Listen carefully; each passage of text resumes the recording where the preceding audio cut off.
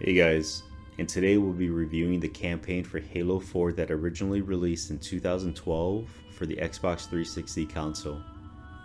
During this review, we'll be looking at 5 key aspects of how I graded and reviewed Halo 4. We will review such things as story, graphics, audio, gameplay and controls, and finally fun factor. I'll be using weights since the most important aspect of a game to me are the mechanics that make what the game really is. I really believe a great playing game will carry a bad storied game. Stay tuned for my score and art, guys. Let's get right into this. To avoid any spoilers, jump to the following time on screen, and as a disclaimer, I will not dive into any lore as that is a separate topic for a future video. Alright, you've been warned, so let's go ahead and continue. About 4 years since Halo 3, Forward Unto Dawn is drifting in space towards a Forerunner shield world, Requiem. Forward Unto Dawn is mysteriously scanned, alerting Cortana to wake Master Chief from cryosleep. As Master Chief and Cortana continue to explore the ship, they run into a Covenant force. Soon, they discover they are caught into Requiem's gravity well and crash land onto its interior. Within Requiem, they come across a new species called the Prometheans, where Cortana begins to reveal that she is suffering from rampancy. Rampancy is a declined state for AIs once they live past their 7-year lifespan. Chief then makes a promise to Cortana to find Dr. Halsey back on Earth, who is Cortana's creator, to cure her. En route, Cortana picks up an unrecognizable transmission from the UNSC Infinity, who picks up the Forward Unto Dawn's distress call.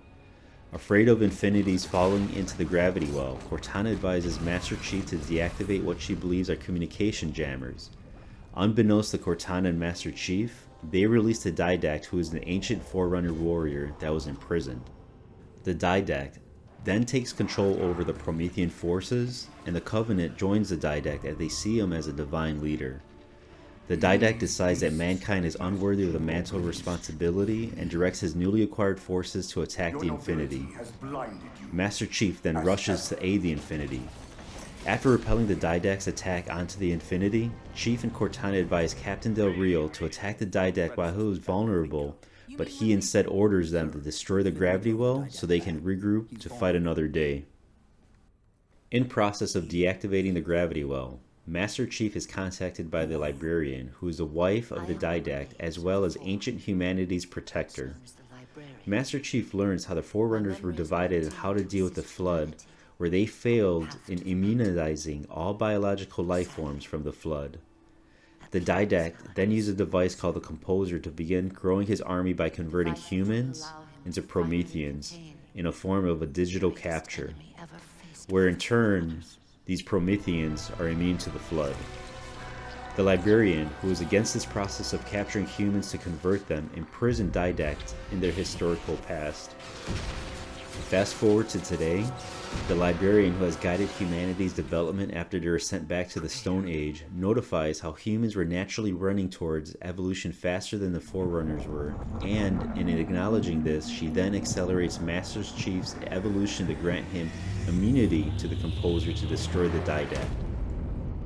After destroying the gravity well, Master Chief and Cortana make it back to the Infinity, where they provide testimony to Captain Del Rio, but he doubts both of them, resulting in Lasky being ordered to decommission the aging Cortana. Master Chief is ordered to stand down and not pursue the Didact, but Master Chief disobeys orders, knowing the bigger picture and the impact the Didact will have, and grabs Cortana. Lasky then prepares an outfitted Pelican for Chief to go after the Didact. They're unsuccessful in stopping the Didact's ship, where they follow him to a halo ring known as Installation 03.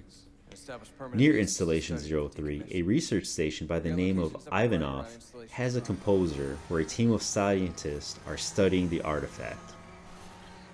Master Chief aids in defending Ivanov, but the Didact retrieves the Composer and uses the Composer on the research station, where Master Chief is the only one immune to it. The Didact then jumps slipspace towards Earth, where Master Chief and Cortana hitch a ride with a nuclear warhead.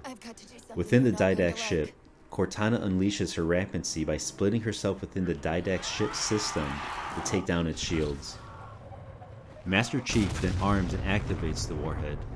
As the warhead explodes, Master Chief is saved by Cortana, who sacrifices herself to ensure his survival.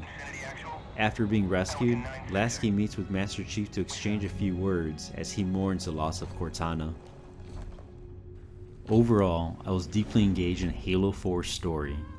Being a different studio taking the franchise, I think they captured the essence of what Halo is, at least what Halo is to me. I scored the story a 15 out of 15. Graphically, Halo 4 is a masterpiece. The only one item I have to nitpick is the HUD. Master Chief's heads-up display is a little distracting initially, but you eventually get used to it, especially if you never experienced anything like this before. You get a better impression that you are wearing his helmet and looking through his eyes. Although I prefer the developer to hide the shape of his helmet, it takes up very little space and you forget it's there. Being a title for the Xbox 360, although late in the Xbox 360 lifecycle, Halo 4 looks gorgeous. To me, it looks like a newer generation system graphics that would be on the Xbox One, for example. Cutscenes help illustrate the story just as the previous Halo titles have, and I'm a big fan. It's just enough to give you a chance to relax and enjoy the view before jumping into the fight. Halo 4's soundtrack is immersive. You can just listen to this in the background and the team knows how to control your emotions where they adjust your mood to the music. Weapons sound great as well. Nothing really stood out to me that just doesn't sound right. I also don't recall too much enemy chatter in the background other than grunts making grunt sounds, but this didn't impact anything negatively for me. As you're navigating through a quiet area, you also notice Master Chief's footsteps. They sound heavy and mechanical. All of this just complements each other and helps you get immersed into the whole Halo story. I gave graphics and audio each a 10 out of 10. The biggest section in this review, and also allocated the heaviest weight in points, is going to be the gameplay mechanics and controls section. Here we're going to look at the back button, equipment, what the weapons are like, vehicles, backstab events, and finally controls. This is not an inclusive list, but these are the items that I thought would be interesting to talk about, and how I rate them. While in game, if you hold the back button on your controller, you'll get a pop-up giving you details on your current weapon you're using, your total baddies killed, and your total points for the level. I haven't played with anyone during co-op, but seeing the score would definitely push me to outscore my buddies. While I'm not a big fan of equipment that Master Chief can use, it's still nice to have this at your disposal. Before I jump in deeper, equipment are the armor abilities that Master Chief can use to help level the playing field. Master Chief can create such things as a hologram to distract the enemy, active camouflage, a jetpack, deploy a flying sentry, a deployable shield, and probably my favorite, Predator Vision. If you ever watched any of the Predator movies, you'll know exactly what I'm talking about when I say Predator Vision. Instead of seeing thermal vision, you'll see silhouettes of baddies in red and friendlies in green. Makes me wonder why didn't Master Chief ever have something like this all along, since he has such a powerful technological power armor. I know, this would change part of what Halo is, but just think of the possibilities. Probably my favorite weapon in Halo 4 is the saw. You just feel so powerful mowing down baddies with what seems like an endless supply of bullets before you need to reload. In previous Halo games, I never cared too much for the Needler, although I felt the Needler was overly powerful. The fact that it traveled very slow to your target turned me off, as a player can see projectiles homing into them. Now in Halo 4, the Needler's shots are fast and I think as powerful as ever. I loved it. Throughout the game, I would pick up the Needler when I can, as it quickly became one of my favorite go-to common weapons from the enemy drops. Aside from this, both UNSC and Covenant weapons are good. They are what you expect from a Halo game, and this is to say that they are good. New weapon sets are introduced from the Prometheans, and I feel like they are a welcome addition. You do have some overlap. UNSC weapons such as the shotgun, submachine gun, and DMR, which is an accurate mid-range single-shot UNSC rifle. But it's no surprise here that a first-person shooter such as Halo 4 does very well within the weapon selection. Halo always had great vehicle controls to me. There was a very short learning curve, and you could tell the developers put a lot of thought and polish into the vehicles. I noticed this on accident, but you can stun the ghost from a powered plasma shot. I'm not sure if this also occurs for other vehicles, but this was a nice surprise when all of a sudden the enemy stopped me for a few seconds. You have a nice selection of vehicle missions where you use various vehicles such as the Warthog, Scorpion, Banshee, and even an outfitted Pelican to name a few. Backstabbing now transitions to a third-person view where you see Master Chief now taking out the enemy before returning to a first-person view. This I really like. From what I recall in previous Halo titles, Master Chief just performed a punch to the enemy's back for a quick kill. This edition shows that Master Chief first stuns the enemy with a punch before quickly taking them down. Going back 9 years, the control scheme feels a little outdated.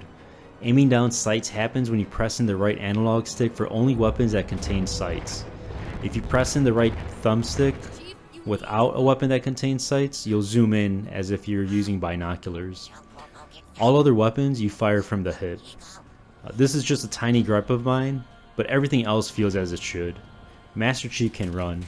I believe this is the first game that introduces Master Chief running when you left click the left analog stick, and it feels great if you need to retreat from a firefight or quickly navigate the terrain. Halo 4 also masters vehicle controls. There's a super short learning curve when accessing any vehicle, and I wish more games would adopt these controls. Overall, for controls, I give an 8 out of 10 due to sticking their old school of ways of aiming.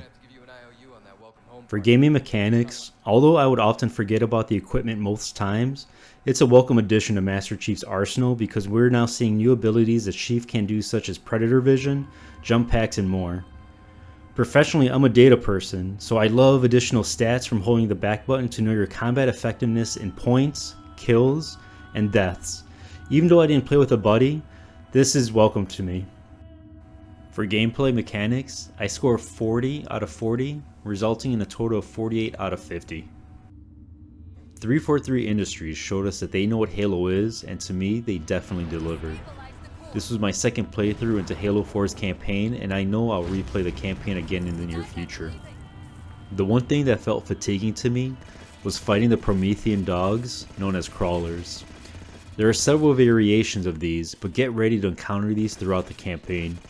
Just like the grunts on the Covenant side, these are cannon fodder, but super annoying. They have a dog pack mentality and like to swarm you. This sounds great on paper, but poorly executed because it just feels like a chore. You fight these enemies too often, and to me, it's just fatiguing. These levels and areas make me want to take a break or just rush through the zone. Naturally during gameplay, I like to clear out an area, explore, and then take in the view. This is my biggest gripe, and it takes away such a large part of me enjoying Halo for what everything else they have done right. Fighting the Covenant is fun. They have deep dynamics that I love. When fighting a fully staffed Covenant unit with elites, jackals, and grunts, you can really see the militaristic dynamic hierarchy. Elites are squad leaders, jackals provide medium to long range support, and the grunts are the front lines. For example, if you take out the elites, the head of the squad, grunts begin to disperse. This works, and it's great. The crawlers don't seem to have any sort of hierarchy other than attacking and retreating. There might be more that I'm missing, but I just dreaded this portion. For fun factor, I give it a 10 out of 15. Halo 4 continues where Halo 3 ends and introduces the player to some new mechanics. Being a newer studio taking on the mantle responsibility, I think 343 captured the essence of what Halo is and introduced us to some potentially deeper story elements that can be greatly elaborated later on. Master Chief's and Cortana's relationship is beautiful as they both genuinely look out for each other. Their relationship is what I adore most about Halo since the beginning. Looking past the battle fatigue from crawlers, and I'm not saying the developers didn't deliver because they definitely did in many other ways, 343 did an amazing job. They took a large franchise like Halo and delivered what I essentially think is Halo. Thank you guys for the journey, and I'll catch you at the next video.